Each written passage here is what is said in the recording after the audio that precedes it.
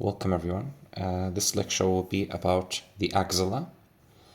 This axilla, you can think of it as a gateway region or passageway. It's a gate to the upper limb, and it can provide an area of transition between the neck and the arm. So the root of the neck, you can say, and the arm.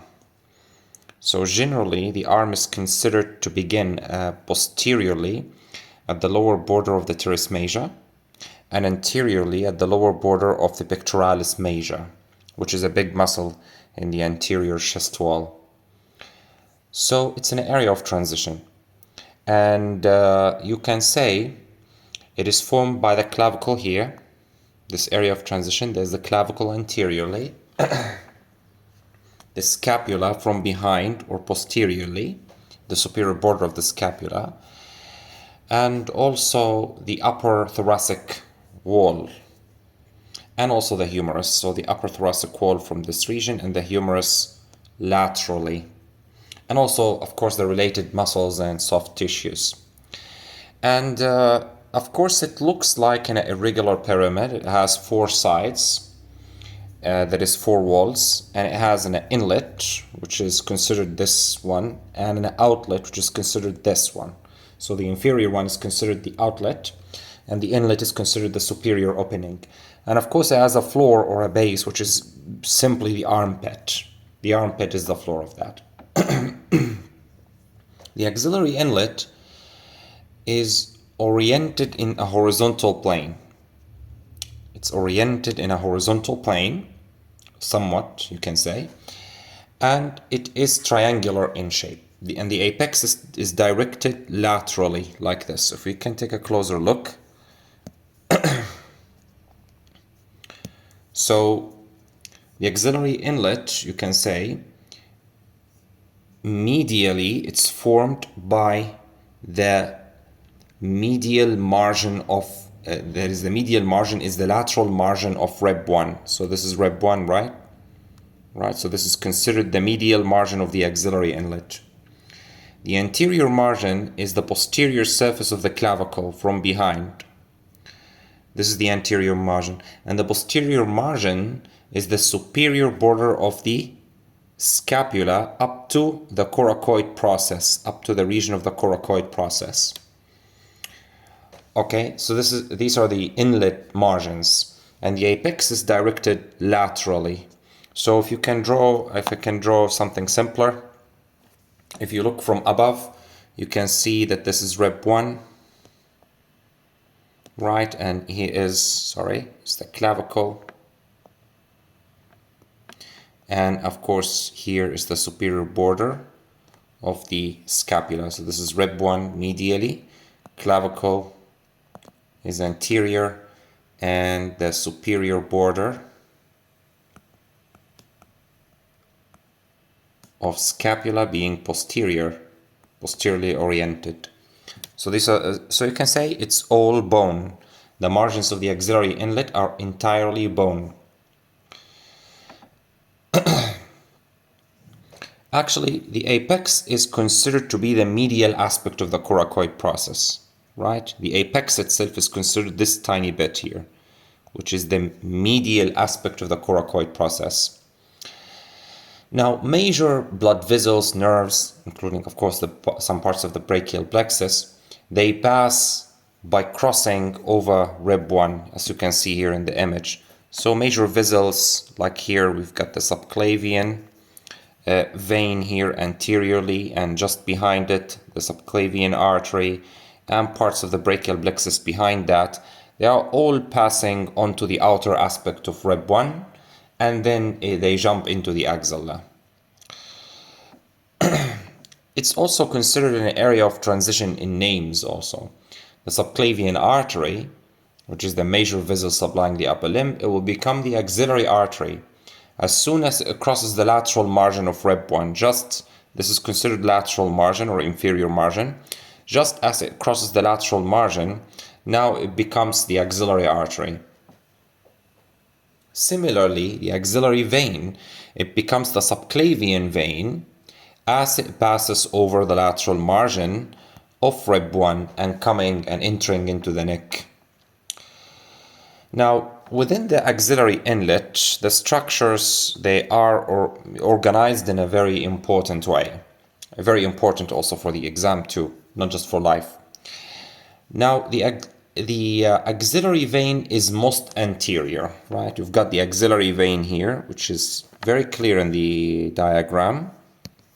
That is axillary vein.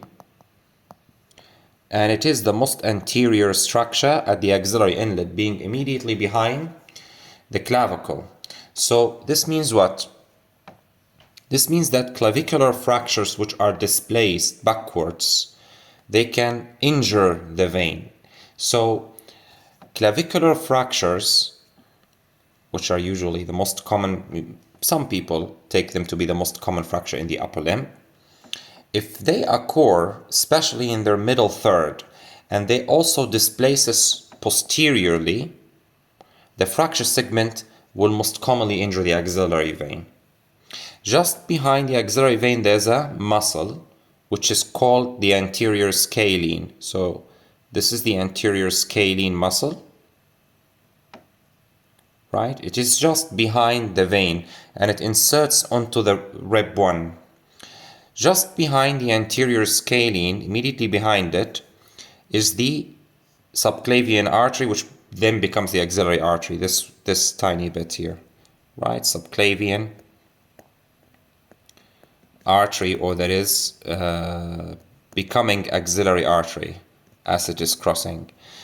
Just behind the artery, behind it and above it too, are parts of the brachial plexus that is coming from the root of the neck and jumping into the axilla, right? And just behind that is the middle scalene muscle, middle scalene. So actually, the anterior scalene and the middle scalene, right? They both insert into rib 1. So this is anterior scalene and this is middle scalene, and then rib 1.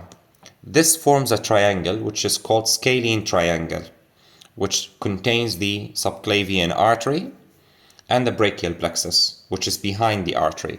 So remember the sequence of structures here. We've got the vein, and then the anterior scalene, and then the artery, and then the brachial plexus, and then the middle scalene. Okay?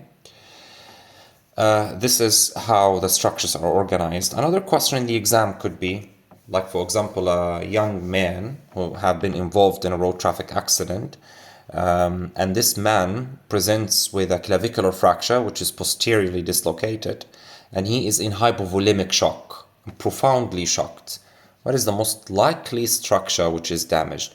Here it will be the axillary artery, or that is subclavian artery, because the venous bleeding will not usually be sufficient to cause profound shock in a short while of time. Especially here, it's bleeding in the tissue, resistance here is high. Whereas the arterial bleeding will be more significant. So if you encounter such exam question, please go for the artery and not the vein. But if they just ask a simple question, what is the most likely structure that is damaged, then you will know they are talking about the vein and not the artery. So this is like the conceptual overview of the axilla. So let's go into details talking about the walls. First, we'll begin with the anterior wall. The anterior wall, which is this thing that we're looking at, the anterior wall of the axilla. It is formed by the lateral part of the pectoralis major muscle, which is the one that we're looking here. Pectoralis major is a massive muscle, as you can see. And of course, under it, if you really remove it and look under it, there's a smaller muscle under it, which is called pectoralis minor. This one is the pectoralis minor. It's smaller than it, and it is under it. So you have to remove pectoralis major to look at pectoralis minor. And also other things forming the wall. For example, there's a sheet of fascia here. Yes, there's a sheet of fascia here, and all of this fascia, which is just under pectoralis major, is called the clavipectoral fascia. Clavipectoral fascia. Clavipectoral pectoral fascia. And another muscle, which is very, very, very tiny, suppose you can see it here. Yep, that's the thing, that's the muscle, a very tiny muscle under the clavicle. So it's called subclavius, right? Anatomy is very simple and straightforward and lovely. The names are very lovely. Just subclavius means it's under the clavicle. So these are the components forming the wall, the anterior wall of the axilla. Now, the pectoralis major muscle is the largest and is the most superficial muscle at the anterior wall of the axilla. Its inferior margin, which is this one, is actually underlying your anterior axillary fold. Your anterior axillary fold is actually formed by the inferior margin of the, you can even touch the anterior axillary fold, is actually formed by the pectoralis major muscle. And it is the inferior anterior limit of the axilla. It means it is the inferior limit of the axilla anteriorly, as I've told you, and it is what marks the distinction between axilla and arm. So just under your anterior axillary fold, this is arm, and just above it, this is axilla.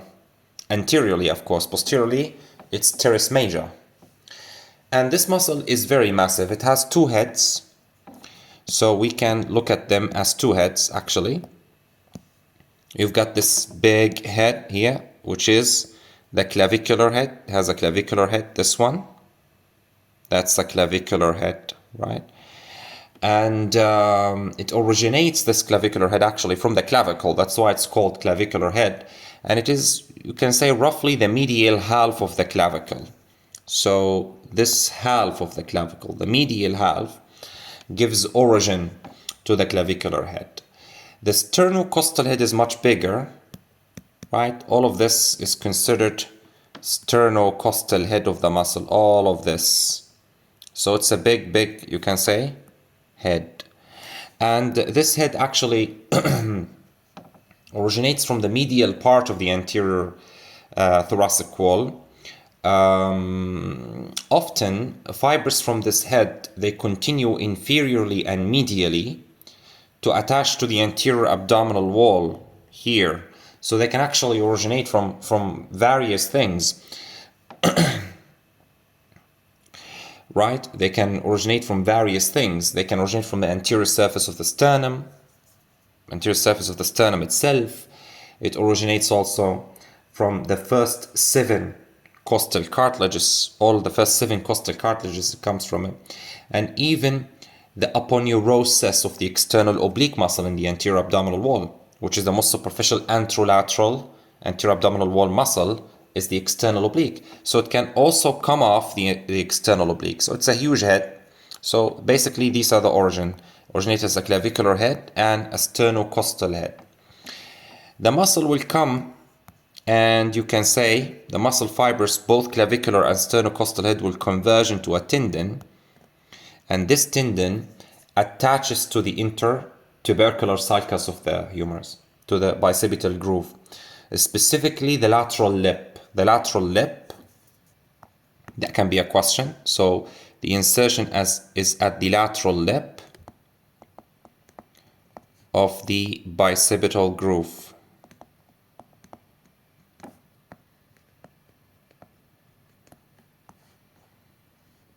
Is that right? Lateral lip of bicipital groove of the humerus. The nerve supply are 2 nerves, which are coming from the brachial plexus. We will talk about them, called the pectoral nerves. There's a medial one and there's a lateral one. So together they form it. There's slight differences if you want to know, but that's, I think, too much advanced. For example, the clavicular head, this head, it eventually receives fibers from C5 and C6. This thing. Whereas the sternocostal head receives fibers from C6, C7, C8, and T1. Fibers supplying the sternocostal. It's a big head, so it needs more. So clavicular head is actually C5, C6, and then the sternocostal head C6, C7, then C8 and T1, but not C5. And if you want even more details, the main one that is supplying the clavicular head is C5. And the main one that is supplying the sternocostal head is C7. Okay, just in case, because they are being very crazy with the recent exams. So I'm also getting crazy with them, trying to match the level of the exam, which is being higher and higher every single time. The function of this, actually, one function is it can flex the arm. So flexion of arm, of course, that's sternoclavia. And of course, is a big, major adductor of the arm. Remember now, the female breast actually sits on this muscle. So some women with bad luck, they can develop, unfortunately, breast carcinoma, which is a very sad event. And sometimes, unfortunately, it can infiltrate the fascia that is covering and even can infiltrate the muscle itself. So during breast examination, as you will encounter in Part B exam, in one step of that examination, you have to ask the patient, of course, after the exposure should be waist up. You should maintain patient's dignity. You should give them a chaperone is very essential in examining any sensitive area. And of course, the procedure should be explained to the patient beforehand. You should tell them that the exposure entails waist up, including the bra, and also it includes a palpation of the breast, but you should use simple language always in Part B when you're talking to the patients.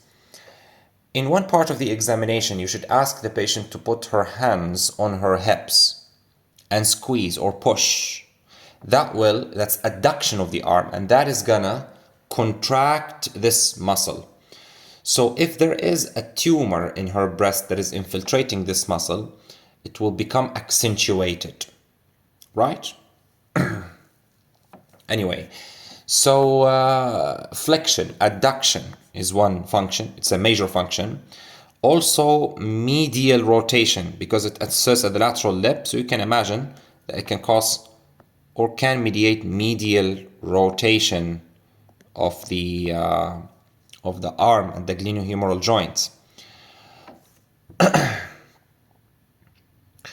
Also, there's a funny thing, right? There's a funny thing. I said flexion, but this flexion, one function. Flexion is more if the arm is already extended, right? So if the arm is already extended, actually, specifically this clavicular head will become stretched. So if it contracts, it can easily pull the arm into flexion. Opposite to that, if the arm is already in flexion, right? The arm is already flexed. Actually, the sternocostal head primarily will be stretched. And if it contracts, it can extend the arm, right? So it can flex and extend the arm. Is based on the initial position of the arm. So if it is flexed, it can extend it. If it is extended, it can flex it, right? So this is all about everything, basically, you need to know about the pectoralis major, the big muscle, major muscle. Okay, so if we remove this muscle, we're bored with it now. We want to delve into something more interesting. So if you remove it, you will see this. So here's the cut edge of the pectoralis major. You'll see this magnificent view. What's there? First, there are two muscles. This is muscle number 1, which is pectoralis minor, the smaller brother of major, and this subclavius and a fascia. So there are two muscles and a fascia, right? It's very simple. So this fascia actually encloses the subclavius muscle, right? Encloses the pectoralis minor muscle, and basically it ends down below. So you can say this fascia, which is called clavipectoral, is really thick. It's a thick sheet of connective tissue, and that is, you can say it's connecting the clavicle above to the floor or the end of the axilla below, and encloses the muscles and spans the gap between them two. Right? The pectoralis minor muscle, it's a smaller, you can say it's somewhat triangle in shape. It looks like a triangle. and it's deeper to pectoralis major, is that right? And actually it originates as 3 muscle slips, right? That's 1, 2, 3. So actually originally there are 3 tiny muscular slips, which are coming from the margins of rib 3, rib 4, and rib 5. So this is rib 1, rib 2. So it comes from rib 3, rib 4, and rib 5, right? That's especially the upper margins of these ribs. And this muscle then moves supralaterally, right? Moves supralaterally like this and inserts into the medial and upper specifically aspects of the coracoid process, but just know it inserts at the coracoid process. Good. This muscle is supplied by the medial pectoral nerve. Medial pectoral nerve, not lateral. Medial pectoral nerve. The subclavius is very tiny here. The subclavius, it originates from, usually the origin is regarded from the rib, right? It originates from the first rib.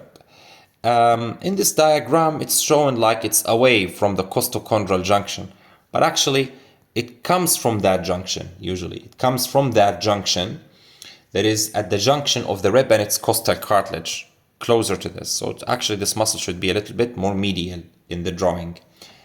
And then it inserts along the inferior margin, mostly at the middle third of the clavicle, lower surface, inferior surface. There's a groove for it here called subclavius groove on the muscle.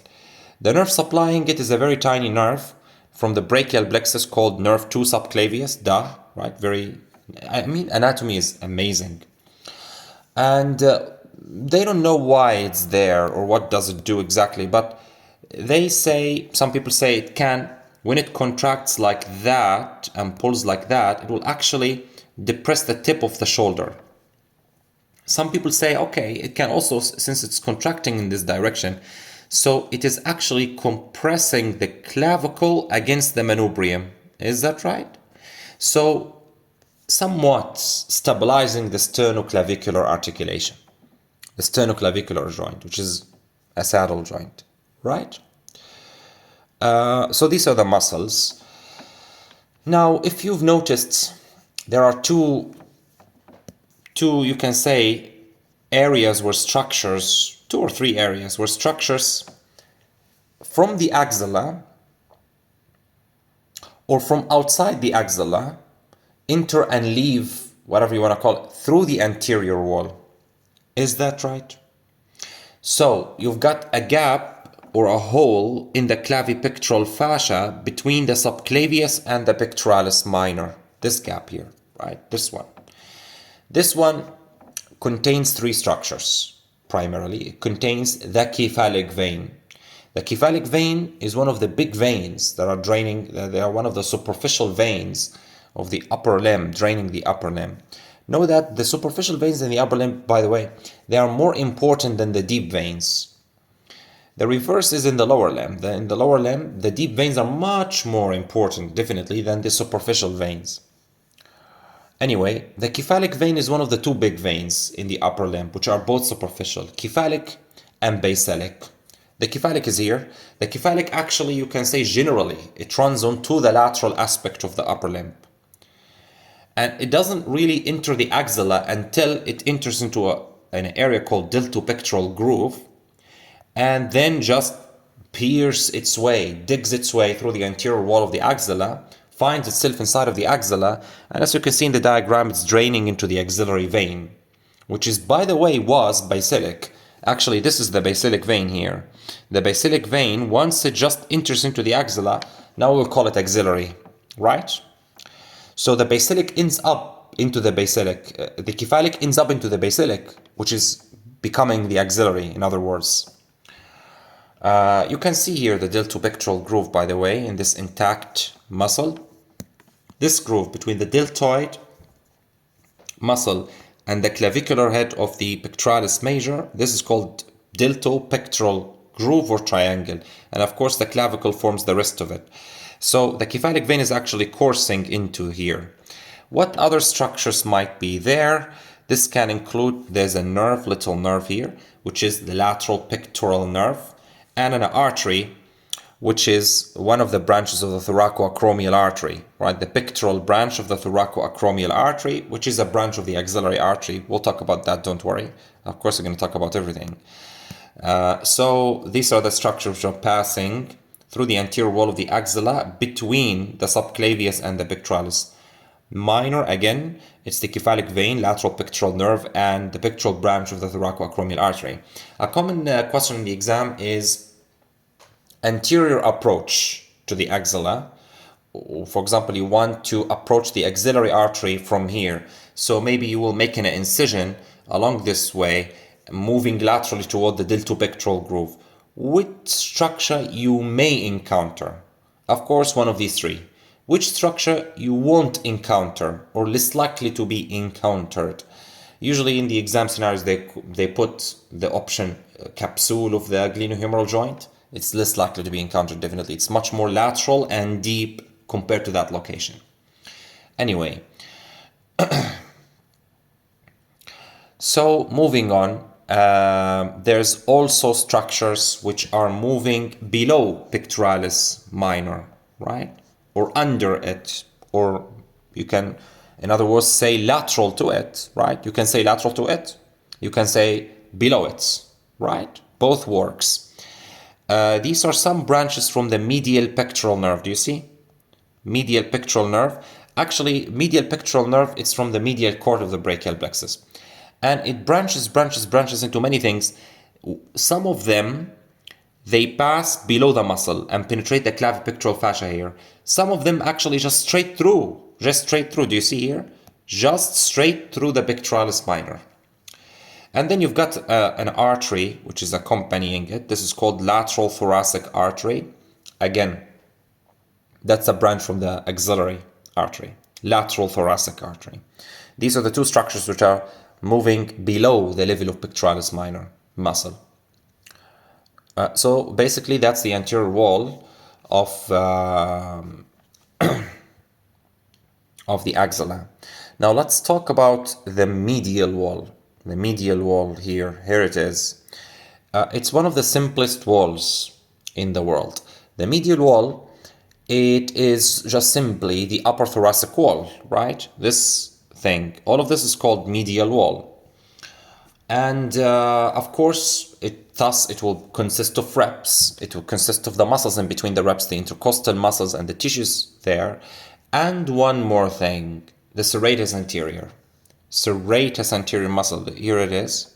This is serratus anterior. It's actually a very huge muscle. And it's like a sheet, you can say. It's like a sheet of multiple muscles coming together, right? So it actually originates as a number of muscles from rep 1 to rep 9. In fact, actually it usually comes from the first rep down to rep 9. I don't want to count, but that's what the text says. So it's actually from rep 1 to rep 9.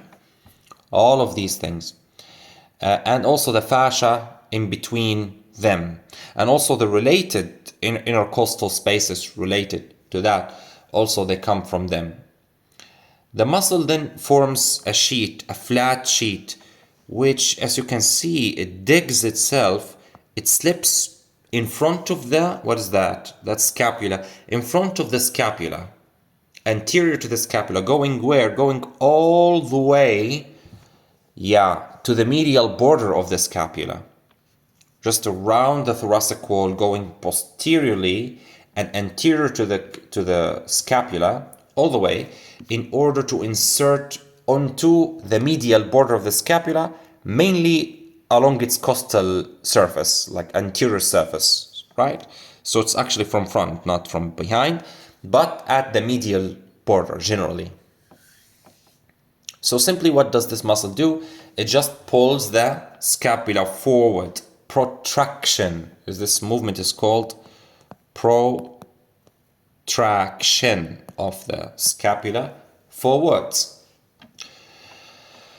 It also works with the trapezius and the funny thing that we've talked about, scapular rotation. And it keeps the scapula against the thoracic wall. it keeps it closely opposed to the thoracic wall, such as that if it is paralyzed, the scapula moves away from the thoracic wall, especially the inferior angle of the scapula moves away from the thoracic. The medial angle and the medial border, the inferior angle and the medial border move away. So such as that, we call this winged scapula, winging of the scapula. As you can see, there's a funny nerve which is running on top of the muscle. That's a funny nerve. Yeah, it is a funny nerve. Do you see? That's the nerve, long thoracic nerve. It's a branch from the roots of the brachial plexus, which descend from the root of the neck down the medial wall on top of this muscle and on top of it, and sends branches to supply it. So since it is on top of it, it's relatively superficial, right? This is called long thoracic nerve. It's relatively very superficial, so it's easily injured by a stab wound. I don't know, maybe you've inserted a chest tube here, you may injure this, whatever. So you can injure that nerve. If this nerve is injured, the muscle will become paralyzed, and the result is winging of the scapula, right? Very easy. So you can remember this as SALT, right? SALT, serratus anterior long thoracic nerve. There's a structure which is the only structure that enters the axilla from its medial wall. From its medial wall, that's the only one, which is, the intercostobrachial nerve. Yeah, that's it. This is the one.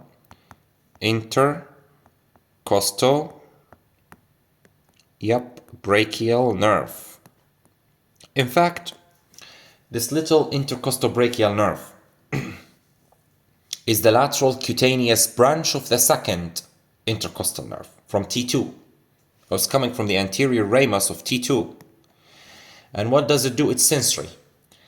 It's sensory to the uppermost medial part of the arm, right? It supplies the uppermost part, skin on the upper, especially posteromedial, slightly posteriorly, side of the arm.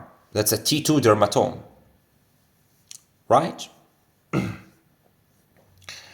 So this is it. That's the only thing that we need to be aware of.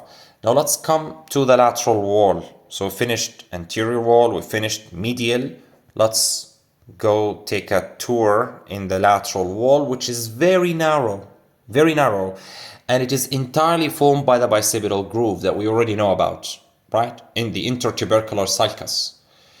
We know there's lady between two men, or two men. Lady between two men. Lady is the latissimus dorsi muscle. It inserts at the floor. Between two men. The pectoralis major, that's one man, which inserts into the lateral lip, right? Here's the cut surface of it. And the teres major, that's the other man, which is from behind. Here it is. This is inserting into the medial lip. Is it right? Remember the posterior scapular region? Now, of course, the lateral wall of the axilla is this one, right? The bicipital groove. And that's it, right? Of course, additionally running here into the bicipital groove is the long head of the biceps brachii, which is actually originating from inside the glenohumeral joint, from within the capsule, inside of it, from the supraglenoid tubercle, passing on top of the joint and entering into the bicipital groove, and then joining the short head, forming the muscle belly, which then inserts into the radial tuberosity. Is that right? So, that's it about the lateral wall, just simple as that. It is the bicipital groove and the structures that are inserting or passing in that region. Now, if we come to the posterior wall, it's a little bit much more complicated than that. The bone is the scapula, right? The bony framework is the costal surface, or otherwise known as the anterior surface of the scapula, right? Which is this thing. The first muscle is the subscapularis. The subscapularis, which is the biggest one, as you can see. All of this, funny thing, is subscapularis. All of that is subscapularis. So you can easily see that the subscapularis is a very important muscle, by the way. You can easily know it originates from the costal surface of the scapula, which is also called subscapular fossa, right? Specifically, it's the medial 2/3 from the bone, not all of it, right? The medial 2/3, that's origin. The muscle is actually attached here. And of course, it will pass laterally in front of the glenohumeral joint and inserts into this bony bump here, the lesser tubercle, right? Lesser tubercle of the humerus, which is anteriorly oriented. So it inserts there. The innervation to this muscle is the superior and inferior subscapular nerves, which are branches on the posterior cord. So actually it will receive C5, C6, and C7, right? And mainly actually C6, if you want to know, the main nerve root to this thing. So the upper and lower subscapular nerves, both are branches on the posterior cord, supplies the subscapularis muscle. It is a rotator cuff muscle, if you remember, I told you about that. It's a rotator cuff muscle, right? The muscles which are forming almost a circle around the glenohumeral joint, stabilizing it, which is because it is inherently unstable. These are stabilizing. One of the stabilizing factors, in addition to the capsule, in addition to the longitude of the biceps brachia, in addition to the glenoid labrum, blah, blah, blah, etc., right? We talked about that. So actually, this is going to do what? It adducts the arm, but the most important thing, it medially rotates it. Medial rotation. So it's common in the exam, right? Someone sustained injury, like whatever, and then they develop problem with medial rotation. Which rotator cuff muscle is involved, right? It's going to be subscapularis, very easy, right? Because supraspinatus, it abducts or initiates abduction. Teres minor externally rotates. Infraspinatus also externally rotates. Teres major, it medially rotates, but it's not rotator cuff, so it's excluded from the. So you need to pick subscapularis. Is that right? The other muscle, which is, we already talked about it, which is also forming part of the posterior wall, is the teres major and the latissimus dorsi. The latissimus dorsi, actually, as it comes from the back, it's a muscle, superficial muscle of the back. It twists when it meets the inferior margin of teres major. It twists and enters into the axilla, forming part of the posterior wall, and then it just jams or sticks to the floor of the intertubercular sulcus. If you want to know, the latissimus dorsi, it originates from a big area of origin. Actually, it comes from the spinous processes of the lower 6 thoracic vertebrae and the interspinous ligaments related to them. It comes from the thoracolumbar fascia, the spinous processes of all lumbar vertebrae and the related interspinous ligaments. It comes also from the iliac crest and also from the lower 3 to 4 reps.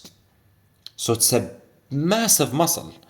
And then it comes to insert here at the floor of the intertubercular sulcus. The nerve supply to this muscle is a branch of the posterior cord called thoracodorsal nerve. Thoracodorsal nerve. Again, that's also coming from the posterior cord.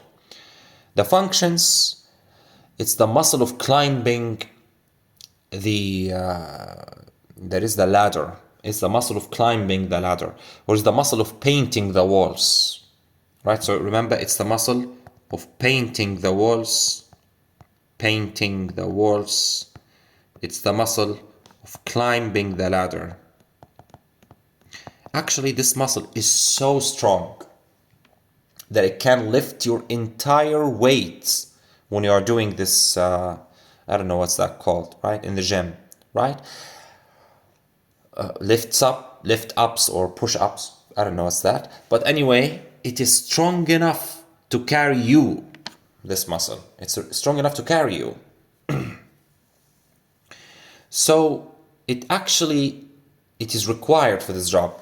It pulls you from a lower position to a higher position, like when climbing the ladder, for example. Also, when painting the walls, you know, when you move your arm up the wall with a brush, right?